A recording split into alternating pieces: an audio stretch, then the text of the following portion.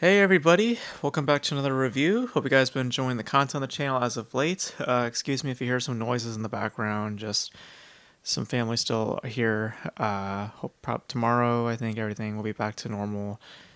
So just excuse some noise if you do hear it. This will be a fairly quick review. There's much nothing much that I can say about this film. I'm pretty definite in my thoughts. Usually, when I say that, there's a negative connotation with it. But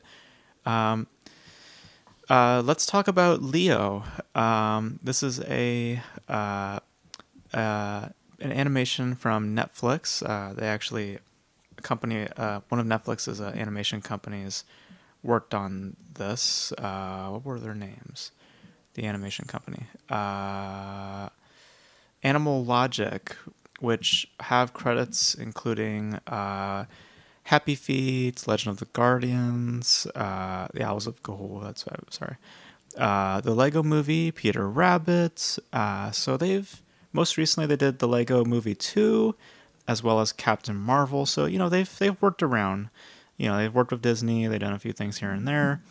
And I say this because the movie itself has some of that influence, which we'll get into in a second. But stars Adam Sandler as Leo, who is an iguana or something? No, a tutaria. It's a form of a reptile.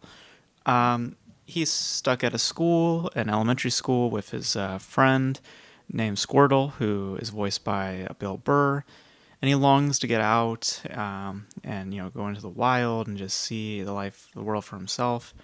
He comes to learn from one of the other animals that he potentially might be dying in a year or so. So he's further motivated to get out, and he finds a way out by getting one of the students to take him to their place, their homes. And from that, he starts to learn a few things about each of the kids, and starts to form bonds with the children, and ultimately finds himself in a different position that he was previously. And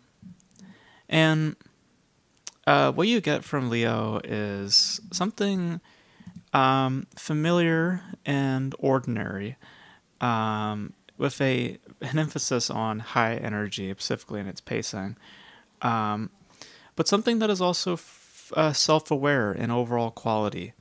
And in that, you get something that is fairly charming, and has messages that are simple. It's about a desire for a greater purpose and getting past judgments, insecurities, how we get out of such a thing, and in turn growing up. It has a lot of soft, a lot of soft edges to it. It's not trying to take itself too seriously, nor is it leaning too much on its on a youthful like quality. Like I said, with that high energy, like it's there, but it's not as annoying. It had the potential to be annoying, because there were these kids that they represent as like piranhas, which that element could have, kind of killed a lot, because they were there throughout, and it's like, I don't know if I can jive with that. But thankfully it doesn't interfere with what ultimately has a good amount of resonance, some good emotion, and fairly engaging performances. Adam Sandler's nice, Bill Burr's nice. So, like, the judgment of the movie is it's good.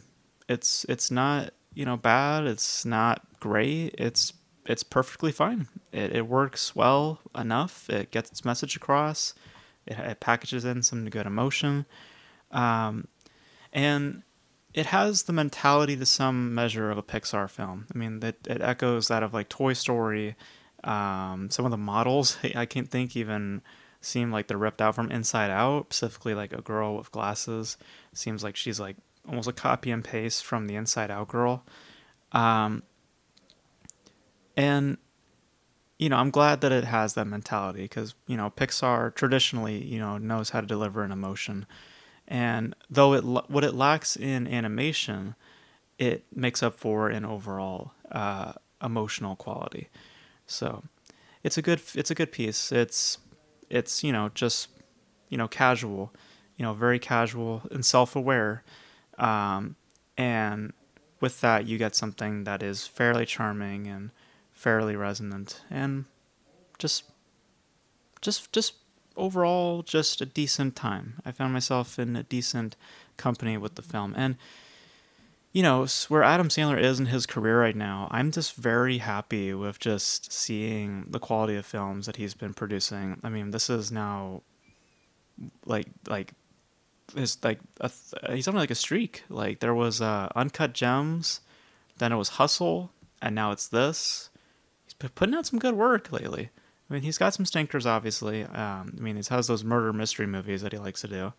So he likes to do his old stuff, but when he does something good or attempts to do something good, lately it's been paying off.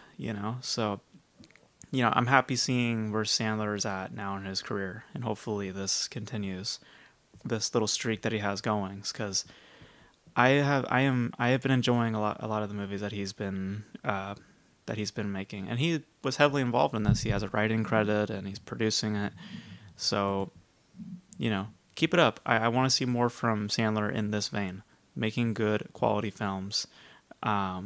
So yeah, like just continue, please. Like no more Grown Ups, no other crappy comedies or anything like that. Just something like this. And apparently a lot of his kids are also involved in this as well. He had another film that came out this year. I believe it starred one of his kids. I heard a few reviews on that. So, he is still a hit or miss, but his hits are notable.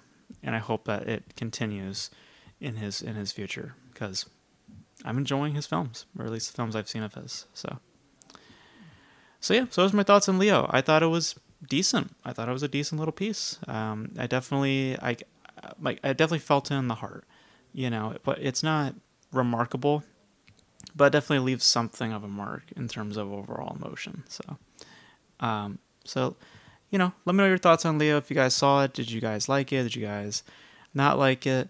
And just in general with Adam Sandler, you guys just like him, just where his career is going, just, with the work he's been putting out lately. It's nice to see him now actually getting better opportunities, because he has the potential, especially when you saw him in Punch Drunk Love. Like, he definitely has, chops, so it's good to see him to getting better work overall.